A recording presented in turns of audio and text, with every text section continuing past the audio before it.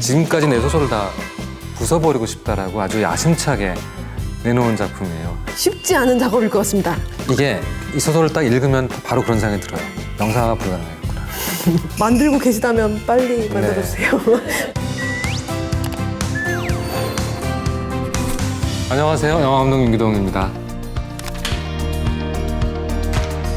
올타임 레전드 원작 작업실은 영화나 드라마 같은 영상물의 원작이 된 도서들을 깊이 있게 다뤄보는 그런 시간인데요. 고전 문학을 주제로 윤가은, 이경미 감독과 만나봤었는데요. 보건교사 아는 영으로 사실 그 원작에도 좀 나눴었는데 이번에 원작 작가이신 정세란 작가님 모시고 같이 얘기 나눠보려고 합니다. 안녕하세요. 소설가 정세라입니다.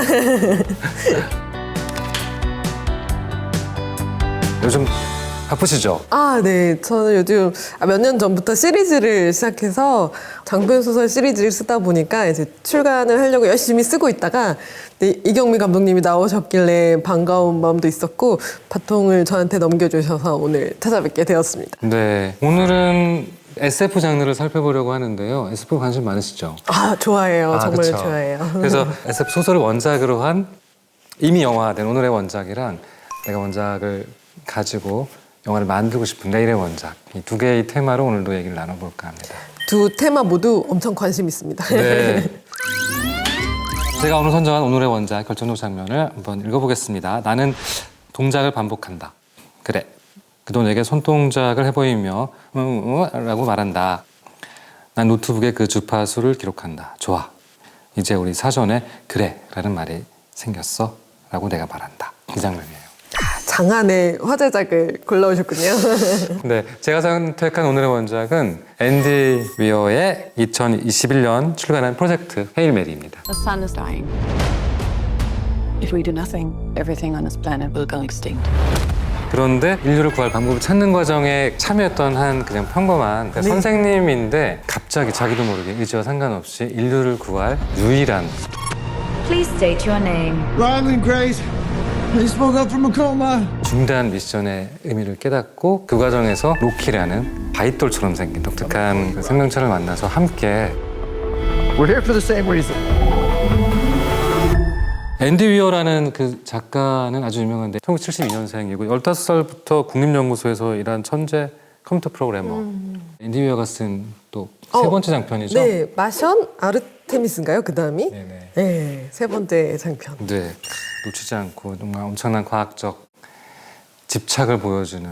그러니까요. 이렇게 소설에서 실험 얘기를 진지하게 하기가 쉽지 않은데 너무 잘 풀어내셨더라고요. 네, 말도 안 되는 얘기인데 너무 믿을 수밖에 없게 어떤 너무 정교하게 얘기하는 개연성이 있고 이렇게 긴 장편을 사실 1인칭 시점으로 잘 안 쓰거든요. 맞아요. 감독님 너무 잘 아시겠지만 시점이 여러 개여야 이야기를 굴리기가 쉽잖아요. 맞아요. 나는 깨어났다. 사실 이렇게 시작하는 거잖아요. 아무것도 생각이 안 나. 그 사유를 처음부터 끝까지 다 따라가는 아주 1인칭 경험담의 이야기처럼 너무 믿게 만들어져 있고요. 마션도 그랬지만 마션은 뭐 혼자 정말 남겨져가지고 그 파트너라면 감자? 그렇죠. 네.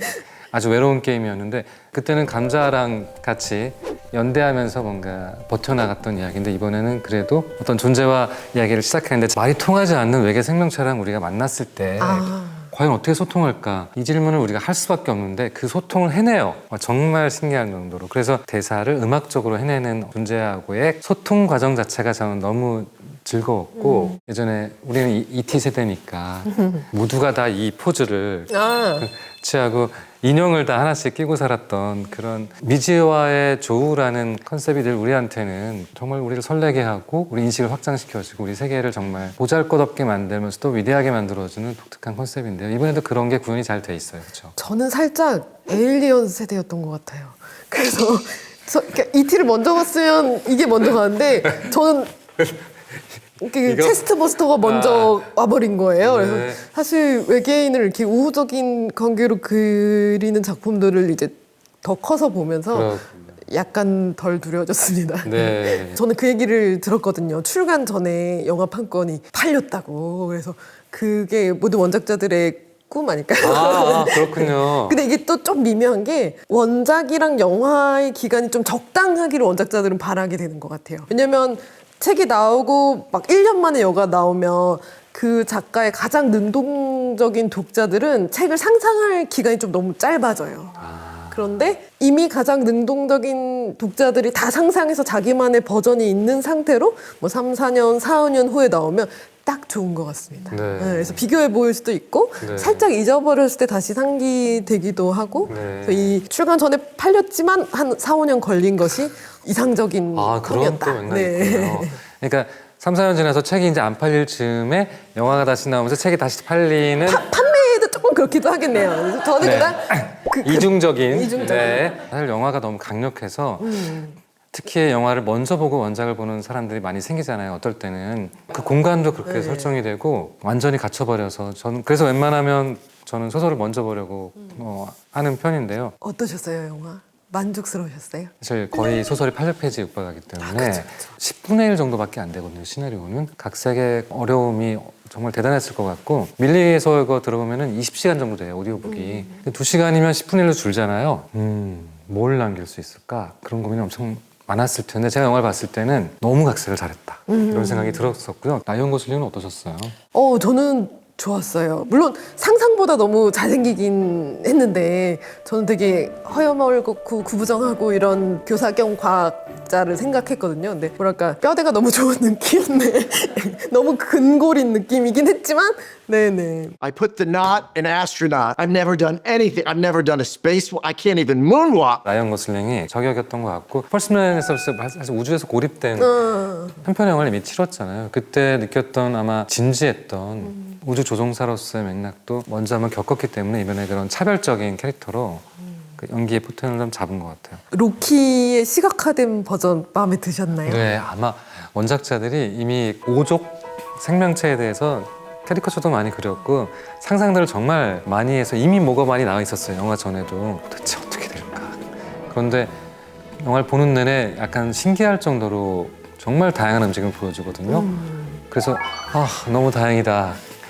실망할 뻔했는데 그리고 인터스텔라에도 타스가 나오고 사실 스타워즈 옆에도 알트비트도 있고 항상 그렇게 새로운 어떤 인간과 함께 호흡하는 생명체를 어떻게 디자인하냐가 사실 그 영화의 결정적인 지점이잖아요. 저는 영화 보면서는 그런 걱정이 들었어요. 저기 불규칙한 다각형의 유리면이잖아요.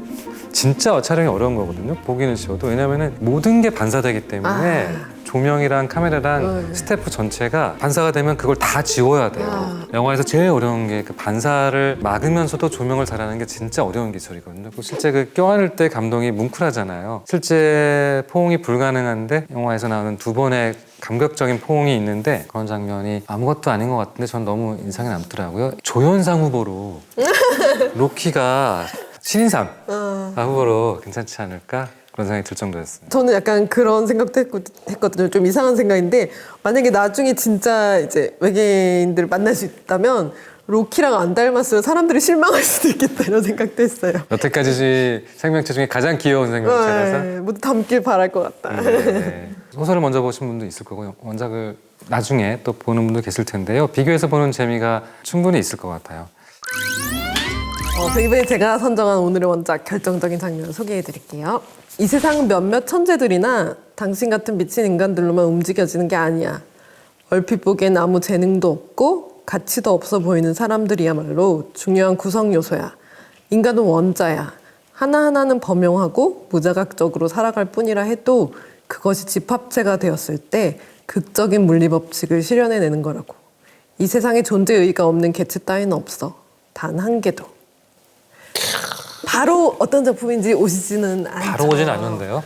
힌트를 드리자면 일본의 미스터리 제왕의 작품이에요. 네. 히가시노 네네 게이고 맞습니다. 작가죠. 네네. 히가시노 게이고 작가는 우리한테는 추리물로 사실 스릴러 특히 이런 부분에서 굉장히 익숙한데 SF도 썼네요. 베이스가 약간 이제 그 이공계셔서 은근히 SF적인 요소가 들어간 작품들을 자주 쓰시는데 그 중에 제가 오늘 고른 것은 라플라스의 마녀입니다. 네, 라플라스의 마녀는 어떤 줄거리죠? 줄거리를 설명드리자면 일본의 어떤 온천에서 사람이 황화수소 중독으로 사망하거든요. 근데 너무 사고사 같아요. 문제는 300km 떨어진 다른 온천에서 또 그 사고가 나는 거예요. 연달아 죽은 2사람이 다 영화계 사람들이에요. 한 명은 영화 제작자고 한 명은 배우입니다. 그래서 뭔가 이 2사람 사이의 관계를 쫓아가는 세 사람이 있는데 한 명은 형사고 한 명은 그 온천의 기체를 이제 확인하러 온 지구과학자죠. 지구과학자고 한 명은 뭔가 묘한 능력을 가진 소녀예요. 근데 이 소녀의 능력과 이 이야기가 이제 막 맞물려 들어가면서 이게 왜 사고가 아니고 살인인지가 밝혀져 나가는 흥미진진한. 네. 히가시노게 이고가 전기공학과 네, 전기공학과. 네. 공학자잖아요.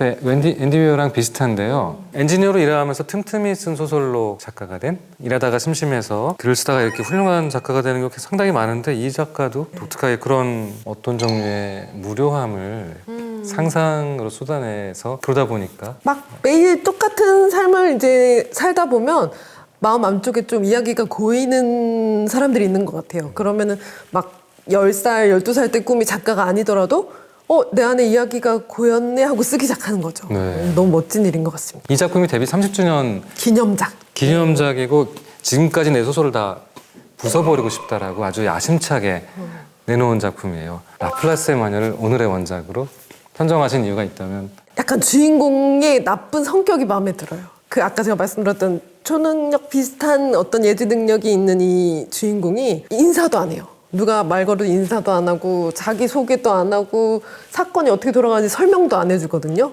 근데 자기 나름대로의 어떤 마음속 저울, 균형 감각 이런 게 있는 주인공인 거예요.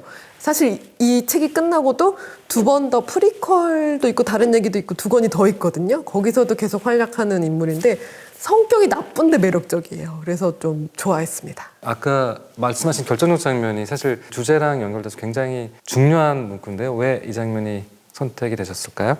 이 장면이 사실 꽤 뒤에 나오는 말인데 이 말을 한 사람이 좀 특이했어요. 그 이야기를 쫓아가는 탐정 역할을 세 사람이 아니라 이제 용의자 역할의 사람이 하는 말인 거예요. 그런데 이 용의자는 좀 짠한 데가 있어요.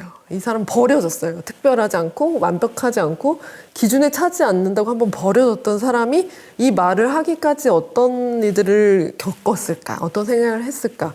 그런데 또 이 사람이 저지른 어떤 악행들이 있잖아요. 그래서 되게 복합적으로 들리는 말이고 겹겹의 진실이 밝혀지는 순간의 어떤 말이라서 인상이 깊었던 것 같습니다. 배우들은 마음에 드셨어요? 어떠셨어요? 잘 생겨졌어요. 근데 그게 아이돌 출신이라서 네. 원래는 되게 수더분한 교수님이었거든요. 집에 말 안 듣는 애도 있고 그렇게 막 외모적으로 뛰어날 것 같지 않은데 막 사쿠라이쇼 부분이 나오시고 되게 평범한 행동파 형사였는데 타마키 히로시니님 나오시고 마도카 역은 원래 눈에 띄는 인물이라 히로세 스즈님이 완전 잡아먹은 듯이. 그쵸. 네. 바닷마을 다이어리에 나왔던. 네, 너무나 잘 해놓으셔서 납득했거든요. 히로세 스즈님이 눈에 띄는 인물인 거. 또 특히 이렇게 분량이 많은 소설을 짧게 줄일 때는 결국은 이제 텍스트로 다 설명하지 않으면서도 전사가 느껴지게 이렇게 만들어야 되기 때문에 감독들은 그런 아주 복잡한 결국 선택들을 많이 하게 되는 것 같아요. 아쉬운 점이 있다면 뭐가 있었을까요? 이 원작에 대해서? 원작이 아무래도 길다 보니까 이렇게 서서히 밝혀지는 어떤 것들이 있는데 그걸 담기에는 시간이 좀 안 맞았던 것 같아요. 그래서 또 제가 좋아하는 원작이 영상화 될 때는 좀 새로운 요소들이 많이 들어오는 걸 좀 선호하는데 네. 근데 이제 시간과 어떤 이야기 안에서의 여유 공간이 좀 부족하지 않았나. 아, 새로운 게 많이 들어온 걸 좋아하시는군요. 아예 별개였으면 좋겠어요. 소설과 완성된 작품. 왜냐면 그대로면 재미가 없잖아요. 그래서 아예 근데 다른- 내 원작을 훼손했어. 그런 경우도 많잖아요. 기본적인 가치만 있으면 아예 그 가치가 달라지는 이야기면 좀 곤란하지만 그럼 너무 너그러우시네요. 근데 원작자의 이런 이제 오픈된 마음과 또 달리 독자들은 내 소설, 사랑해주시는 분들일수록 가혹할 수 있습니다. 네. 그렇죠. 비주를 딱 지니고 내 원작 망쳐놓기만 해라 막 이런 식으로 아주 엄격하게 보잖아요. 그럴 수 있죠. 특히 과학 소설 같은 경우는 그 설명들이 논리적으로 상당히 필요해서 사실 분량들을 꽤 많이 차지하는 경우가 많은데 이번 그 라플라스의 마녀도 원작이랑 소설을 또 비교해보는 재미가 있을 것 같아요. 있을 것 같아요. 제가 준비한 두 번째 오늘의 원작 속 결정적 장면을 소개해드릴게요. 맞춰보세요. 네. 무언은 가장 큰 경멸이다. 우리는 지난 200년 동안 경멸당해 왔다. 원한다면 계속 침묵해도 좋다. 30초의 시간을 주겠다. 이런 문장이에요.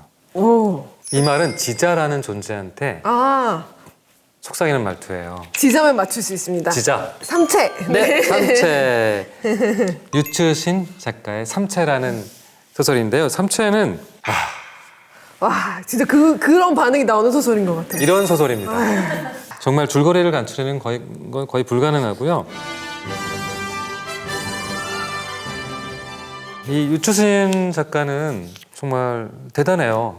똑같이 또 컴퓨터 엔지니어. 네. 발전소에서 일하다가 너무 지루하다. 글을 써보자. 이래가지고 일하면서 틈틈이 SF 소설을 썼는데 중국에서 최고 권위를 가진 SF 문학상을 바로 9차례나 수상하고 전업작가가 되면서 결국은 지금 이제 세계적인 작가로 거듭나 있는 작가죠.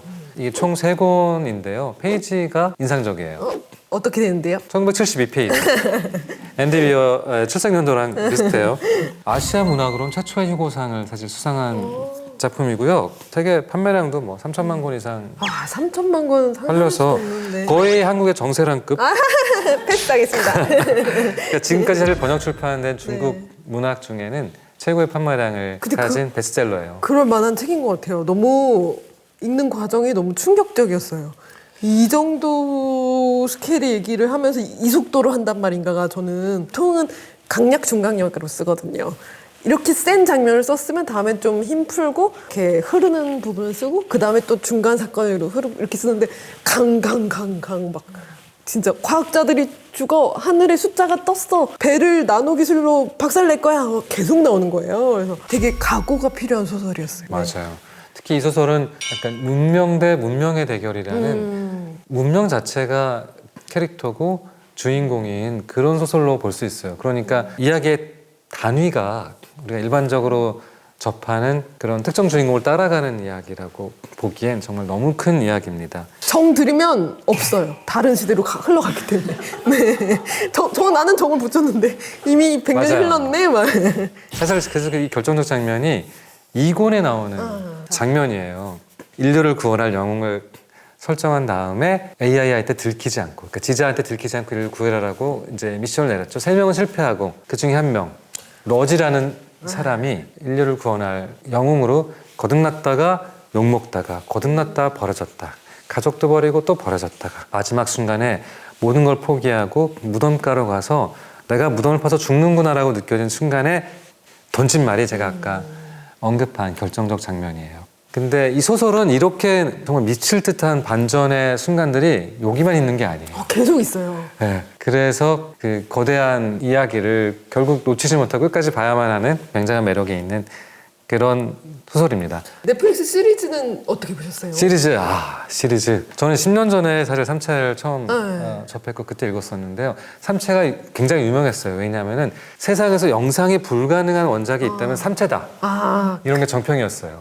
도저히 영상으로 만들 수 없을 것 같았는데 영상으로 만든다라는 얘기를 들었을 때 많이 실패했었고 결국은 나오게 됐는데 모든 이 팬들이 이제 화낼 준비. 칼을 들고 창을 들고 망치기만 해봐라고 준비하고 있었는데 잘 나온. 이걸 내려놓게 되더라고요. 잘 나온 것 같아요. 8부작 안에 2권도 나오고 3권에서 쓰일 모티브도 나오고 이걸 동시에 에센스를 골라서 정말 멋지게 구현을 했어요. 시즌 2, 3 지금 다 제작 준비 중이라 조금 늘어지고 있는 것 같아요. 좀 불안해요. 이게 빨리빨리 나와줄 수가 없긴 할 것 같은데. 동시에 만드나 봐요. 그래서 그런가? 나온 지 좀 됐잖아요. 제작비도 거의 그 역대 2번째로 엄청난 제작비가 배정됐었고 회당 2천만 달러니까 거의 300억을 프로젝트 헬 메리는 저리 가라에 엄청난 자료 제작비를 쓰고 있어서요. 엎어지지만 않았으면 좋겠습니다. 근데 각색이 너무나 많이 되어 있어서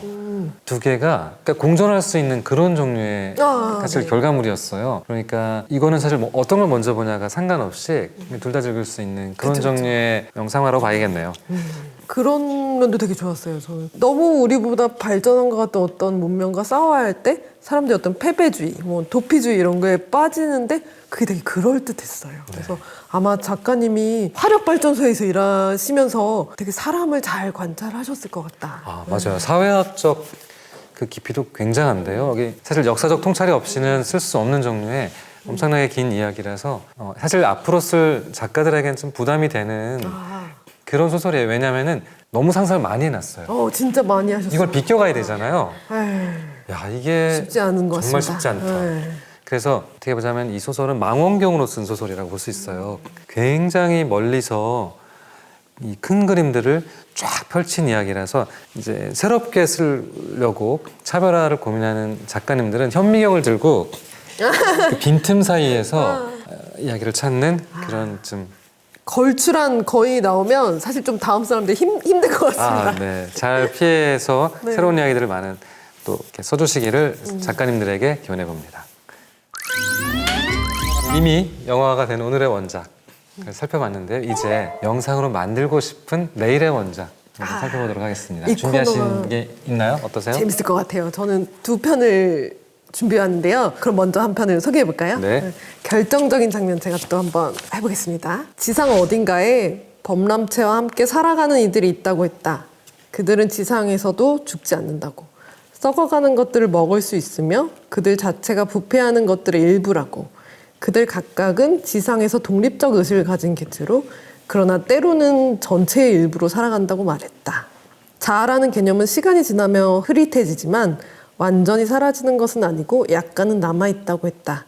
하루는 개체의 몸속에서 또 하루는 전체 연결망 속에서 눈을 뜬다고. 그것은 이전의 삶과는 다르지만 여전히 삶이라는 이야기였다. 힌트가 있네요. 지상과 범람체가 범람체. 네, 힌트인 것 같습니다. 네, 아포. 네. 네.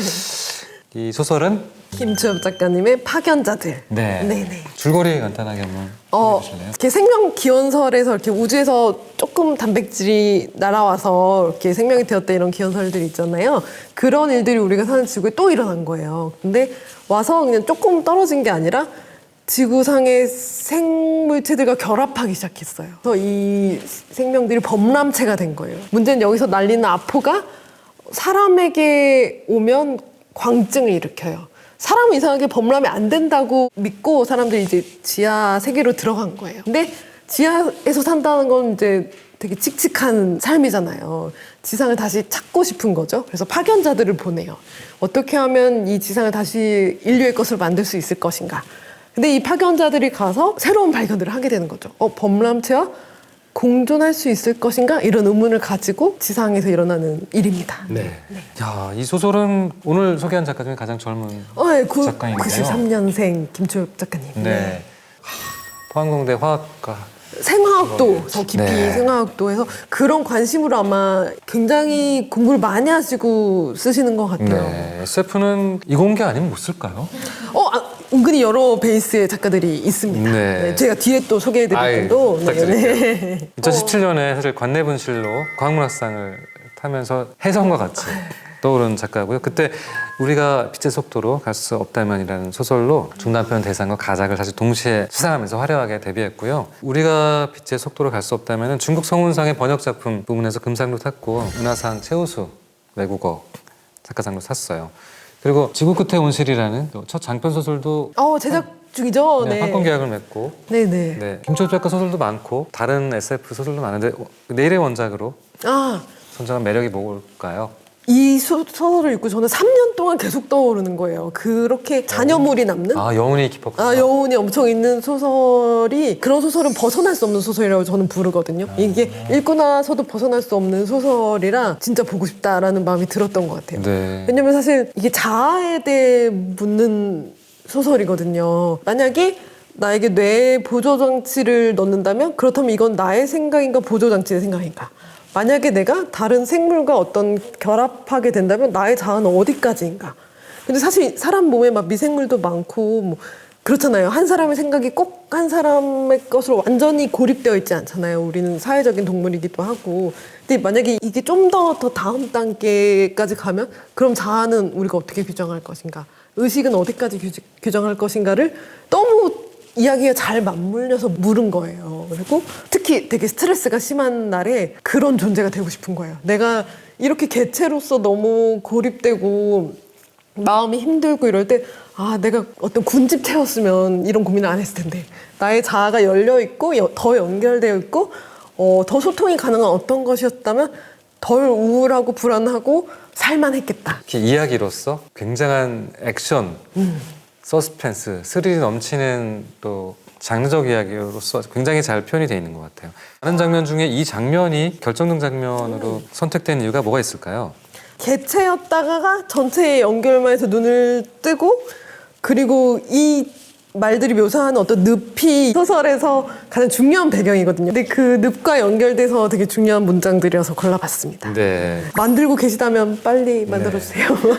가상 캐스팅을 해보면은 누가 떠오르세요? 저는 고하성 배우님, 천우희 배우님, 태린 역할로. 네. 근데 이제 말씀하셨듯이 다국적이라 이제프란 인물이 되게 중요한데 외국 배우님이셔야 될 것 같아요. 네. 저는 이제프는 소설에는 그런 묘사가 나요. 위험하고 불온하지만 아름다운 지성을 가진 존재라고 표현이 있는데 저는 읽으면서는 크리스틴 스튜어트?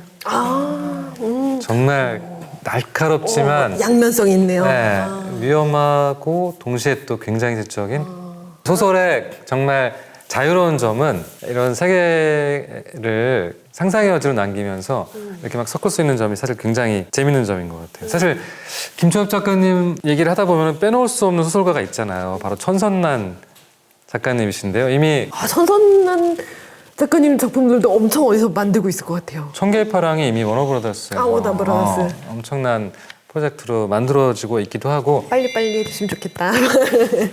최근에 그 뼈의 기록이라는 밀리 오리지널이에요. 저도 너무 좋아서 작가님한테 저 찜 이렇게 얘기한 작품인데 공연으로 올라가서 볼 수 있는 지금 하고 있나요? 네. 보러 가야겠네요. 네. 예술전당에서 초연되고 있고요. 너무 좋은 작가님들이 많이 나와 주셔서 독자로서 너무 좋은 것 같습니다. 근데 특히 해외에서는 두 분을 포함해서 다른 이제 SF 작가님들의 새로운 글들 김보영 때문에 작가님, 그쵸. 정보라 작가님. 그래서 굉장히 한국 SF가 정말 독특한 한국만의 문학적 지형을 갖고 있다라고 평가가 많이 이루어지고 관심도 크고 그런 것 같아요. 너무 좋은 시절인 것 같아요. 그러면 이번에는 제가 네. 내일의 원작 내일의 속 원작을. 결정적 장면을 소개해 드릴게요. 짧아요. 즉 찰리는 우리의 친척이 아니라 조상입니다. 그새 인종이 바로 호모사피엔스 우리였죠. 이 문장만으로 원작을 유추하기 쉽지 않을 것 같은데요. 제가 읽은 지 좀 돼서 유추하기가 찰리. 쉽지 어떠세요? 않았습니다. 찰리. 찰리. 채플린 말고 네. 영국의 아주 대표적인 SF 소설의 거장인데요. 제임스 P. 호건의 별의 계승자입니다. 별의 계승자는 독특한 줄거리인데요. 달에서 시신 항구가 발견되는데 그 연대 측정해서 나이를 재봤더니 5만 년 정도 된 거예요. 말이 될까? 인류인가? 근데 인류는 아닌 거예요. 그렇다면은 뭐지? 라는 그 존재의 정체성을 찾아가기 위해서 빅터 헌트라는 그 물리학자랑 그 크리스티안 단체커라는 진화 생물학자가 논쟁을 벌이면서 결국 정답을 찾아가는 이야기예요. 결정적 장면은 사실 거의 스포일러인데요. 두 사람이 밝히는 거대한 진실의 일부이니까 소설 보시면 무슨 뜻인지 바로 알 수 있을 것 같아요. 말이 안 되는 게 완전히 말이 되는 순간의 장면을 골라주신 것 같더라고요. 이 장면을 향해 가는 과정이 재밌기 때문에 이걸 알아도 사실 소설을 읽는 재미에는 뭐 전혀 문제가 없기 때문에 이 순간을 제가 한번 뽑아봤고요. 제임스 P. 호건은 컴퓨터 회사 엔지니어. 이상하게 오늘 그 엔지니어 분들 네. 저희가 많이 고른 것 같아요. 그러게요. 이것도 직장 동료랑 내기로 한번 너 소설 쓸 수 있을까? 네. 얼마나 걸고 내기를 하셨을까요? 단숨에 스타가 되면서 하면서 전업 작가가 돼버렸어요. 정말 대단한 소설이고 SF를 좋아하는 마니아들에게는 사유 실험이라는 정말 SF만 뭔가 해나갈 수 있을 것 같은 가설을 검증해 나가는 과정 자체가 플롯인 독특한 그런 이야기입니다. 프로젝트 헬메리 재밌게 읽으신 분들은 비슷한 재미를 좀 느끼실 것 같아요.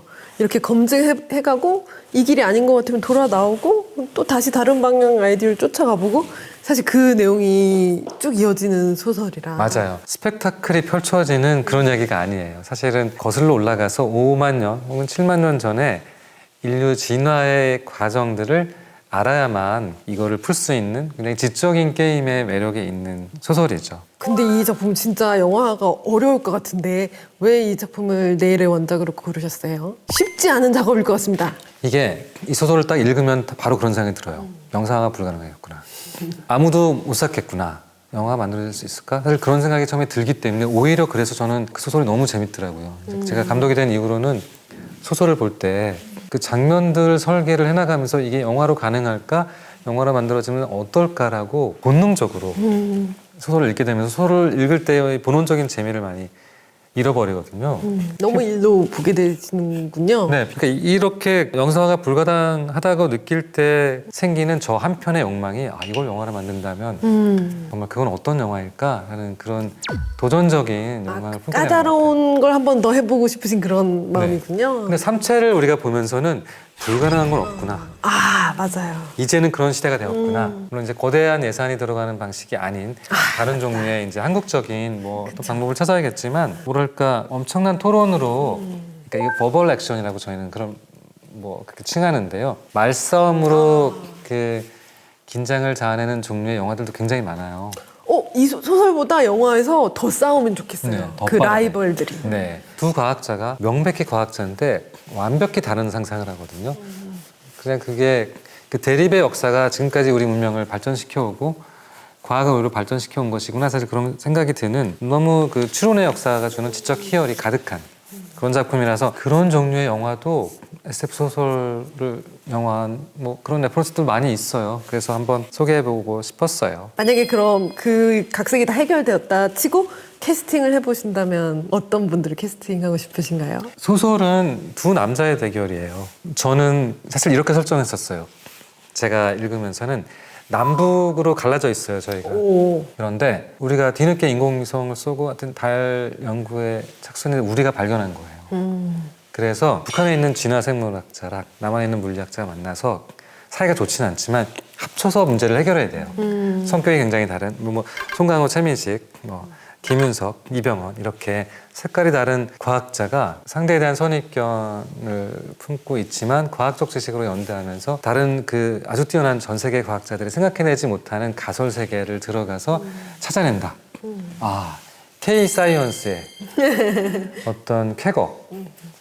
그러니까 거대한 스펙타클을 구현하지 않으면서도 할 수 있는 그런 이야기지 않을까라고 캐스팅을 상상하게 됐어요. 그리고 배우분들이 연기를 잘하시면 더 긴장감이 막 쌓일 네. 거니까. 젠더 변주를 할 수 있을 것 같은데 어떠세요? 다른 떠오르는 캐스팅이 있으세요? 저는 그럼 주인공, 라이벌 말고 주인공 쪽을, 헌터 쪽을 김혜수 배우님이 하면 너무 좋을 것 같습니다.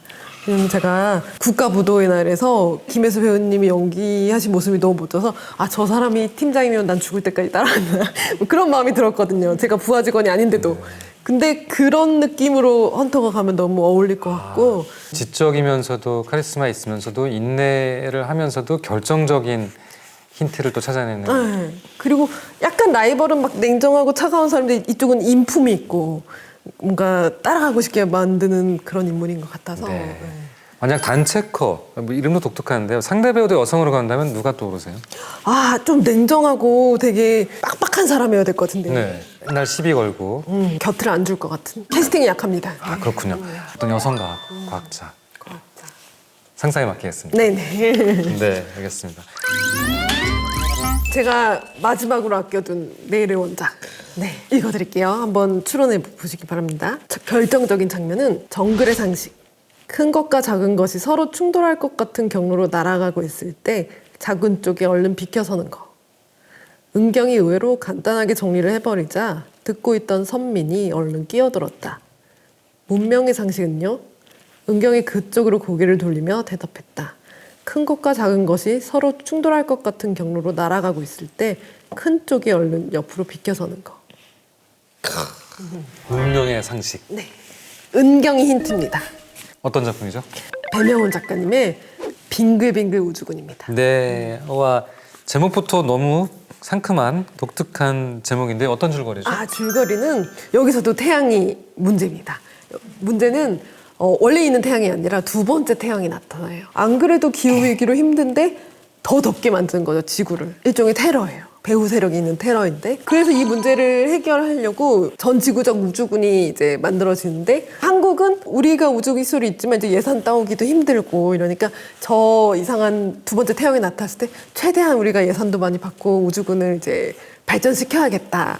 라고 생각하고 있고 우주군 기지 한 군데에서 일어나는 어떤 일상생활 속에서 음모가 어른어른 비치는 그런 재밌는 이야기입니다. 네. 혹시 이 배명훈 작가님도 배명훈 작가님은 재밌어요. 공군 장교 출신이시고 그래서 그 공군이 좀 모티브인 것 같아요. 우주군의 모티브인 것 같고 그리고 외교학을 전공하셨는데 외교학을 전공하신 SF 작가니까 외교부와 함께 화성에 대한 연구를 직접 연구를 하시기도 했어요. 되게 중요한 연구를 하시면서 소설도 쓰시는 그리고 한국적인 SF가 무엇인가를 거의 폼을 열어주신 분이죠? 문을 열어주셨어요. 아, 한국에서 SF를 쓰면 이렇게 쓸 수 있다. 이렇게 재밌게 한국적으로 쓸 수 있다를 보여주신 그 여러 작가님들 중에 한 분이라 정말 열어주신 문으로 뒤에 오는 작가들이 따라갈 수 있게 해준 그런 작가님이세요. 빙글빙글 우주군을 내일의 원작으로 특별히 뽑으신 이유는 뭘까요?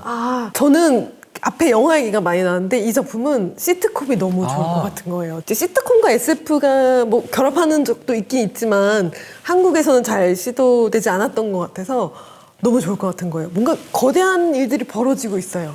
그런데 일단 표면적으로 보이는 거는 한 우주군 기지의 농구대회, 한 우주군 기지의 사내 연애? 그리고 기지 안에 있는 우리 조종사를 민간 업체가 빼돌리려고 하는 것 같다? 그리고 정치인이 자꾸 우리 로봇 못생겼다 그런다. 뭐 이런 문제들이 계속 벌어지거든요.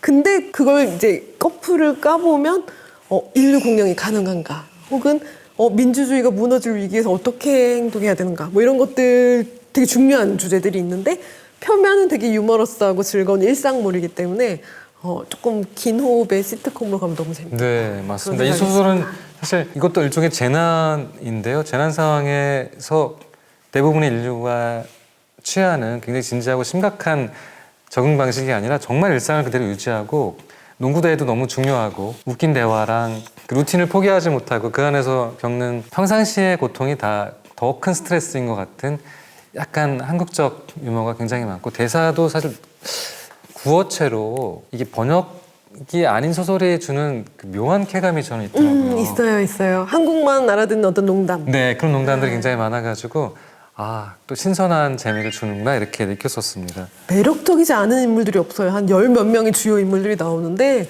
그리고 멋진 우주군 제복을 만들어서 입히면 얼마나 재밌겠어요. 그래서 멋있을 것 같아요. 시트콤, 이거 새로운 장르인 것 같아요. SF가. 로봇이랑 뭐 이렇게 로봇 전투 부분은 조금 신경 쓰셔야겠지만 당장이라도 만들 수 있는 너무 매력적인 원작인데 바로 만들어지면 좋을 것 같습니다. 바로.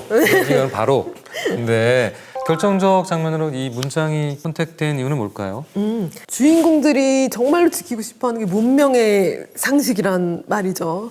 우리 지구가 다 같이 위협을 당했을 때 사람들이 공생해서 협조해서 이걸 해결한다.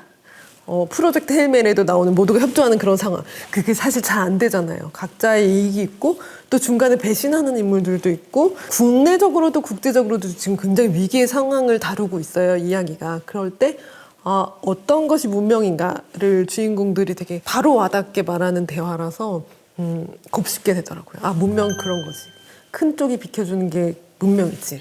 근데 이 세계관은 그러니까 우리나라의 역사가 제국주의 큰 역사적 흐름 속에 피해를 많이 입은 사람이라서 큰 문명이 아니고 저희는 작은 문명의 사실 출신이기도 하고 끝없이 전쟁을 겪어왔기 때문에 그런 면에서 큰 문명이 취해야 할 지금 어떤 중요한 윤리적 방향성이랄까요? 그런 걸 너무 명확하게 그리고 가볍게 그리고 즐겁게 별로 무겁지 않게 잘 전달해주는 묘한 지점이 있는 것 같아요. 아주 중요한 캐릭터 둘이 있어요. 구예민 참모총장이랑 한선민. 네, 조종사입니다. 네. 가상 캐스팅을 한번 해볼까요? 저 이거 되게 고민했는데 이 참모총장 분이 막 사방에서 공격을 받는데 되게 고요하고 이렇게 공격을 쓱 넘겨버리는 스타일의 인물인데 실리를 엄청 잘 찾고 묵직한 한 방이 있어요. 그래서 저는 표면적으로 강해 보이는 사람이 아니라 모두가 강하지 않다고 생각했던 사람인데 이 펀치를 날리는 사람이라서 서영희 배우님이 좋을 것 같습니다. 네. 제가 좋아하기도 하고 어울리실 것 같아요. 그렇다면 한선민 조종사는? 네. 저는 22살에 되게 젊은 조종사거든요. 그리고 이렇게 농구를 포니테일을 하고 농구를 잘한다고 나와요. 누가 좋을까라고 막 생각해봤는데 이재인 배우님이 나이도 맞고 정말 어울리실 것 같아요. 농구를 하실 때도 멋있고 로봇을 조정하실 때도 멋있을 것 같아요. 최근에 하이파이브라는 영화에서도 초능력을 너무 좋았거든요, 액션이. 액션 너무 잘하는 배우라서 잘 어울립니다. 실제로 만들어질 때 어떻게 될지 너무 궁금하네요. 네. 그거 말고도 사실 인물들도 굉장히 많잖아요. 다채로운 인물들이 사실 많아요. 채워질 수도 있는. 그 음모가 항상 있어요. 그래서 그 음모를 파헤치는 인물들의 면면이 멋있기 때문에 좋을 것 같습니다. 네. 이렇게 사실 SF라는 게 참 거대한 문명을 다루면서도 사실은 인류가 무엇이고 무엇을 향해 나아가고 또 어디서 왔는가라는 사실 철학적인 그 근본 문제를 계속 질문하는 그릇이기 때문에 저는 그 매력을 정말 한번 빠지면 정말 빠져나올 수 없는 정말 독특한 장르인 것 같고요. 평상시에 이런 일로 힘들고 저런 일로 힘들고 하지만 SF 소설을 딱 읽고 나면은 나의 고민이 너무 작은 거구나, 괜찮구나, 무효한 희망을 얻게 되고 지금 이 순간이 너무 소중하고 이거를 즐기는 것도 굉장히 좋구나라고 굉장히 또 위안이 되는 장르가 SF의 장르인 것 같아요. SF 소설 이렇게 소개했었는데 우리 독자님들이 좀 더 관심을 갖고 여기 매력을 많이 느끼시고 정세현 작가님도 판타지 소설 많이 쓰셨는데 SF 한번 좀 더 본격적으로 써보고 싶은 마음도 있습니다. 네. 오늘 올타임 레전드 원작 작업실 SF 소설편을 감치했는데 소감 어떠세요? 영화도 소설도 그렇잖아요. 통과하고 나면 내가 조금 달라지잖아요. 그런데 SF 소설은 그걸 좀 더 이질적으로 달라지게 해주는 것 같아요. 그런 면에서 무척 애정이 있고 요새 막 수백억, 수천억이 드는 영상화의 효과가 책을 읽을 때 한 분 한 분 머릿속에서 일어나기 때문에 그런 멋진 현상을 겪으시고 또 내가 상상했던 걸 꺼내서 영화랑 비교도 해보시고 하면 너무 좋을 것 같아요. 좋아하는 얘기들을 진짜 실컷 했기 때문에 즐거웠습니다. 네, 너무 와주셔서 너무 감사하고요. 곧 뉴욕에서 북토크 있다고 들었는데요. 잘 다녀오겠습니다. 네, 새로운 세계에서 좋은 얘기 많이 나누시길 빌게요. 네, 고맙습니다. 좋은 봄 되세요. 네, 수고하셨습니다. 네.